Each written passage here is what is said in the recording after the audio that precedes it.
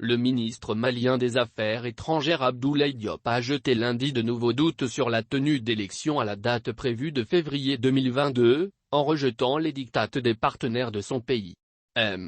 Diop a laissé entendre que les scrutins présidentiels et législatifs du 27 février pourraient ne pas se tenir si la situation sécuritaire n'est pas prise en charge, lors d'un point presse avec son homologue marocain Nasseb Bourita à Rabat.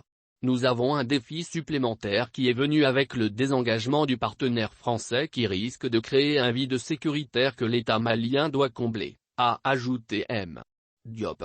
Paris a entrepris de réorganiser son dispositif militaire au Sahel, en quittant notamment les bases les plus au nord du Mali, Kidal, Tombouctou et Tessali, et en prévoyant de réduire ses effectifs dans la région d'ici à 2023 à 2.503.000 hommes, contre plus de 5000 aujourd'hui. Nous nous sommes engagés sur un calendrier pour tenir les élections en février. Nous sommes dans cette lancée mais cette approche dogmatique de dire plus c'est le 27 février ou rien plus. Je crois qu'il faudra que nos partenaires prennent un peu de recul pour regarder l'ensemble de la situation, a souligné le chef de la diplomatie malienne. Essayons d'aider les Maliens à trouver une solution malienne à leurs problèmes, a-t-il encore plaidé, parce que les Maliens ont le sentiment que chaque fois c'est des partenaires à l'extérieur du Mali qui nous donnent les prescriptions, et souvent ça ne marche pas.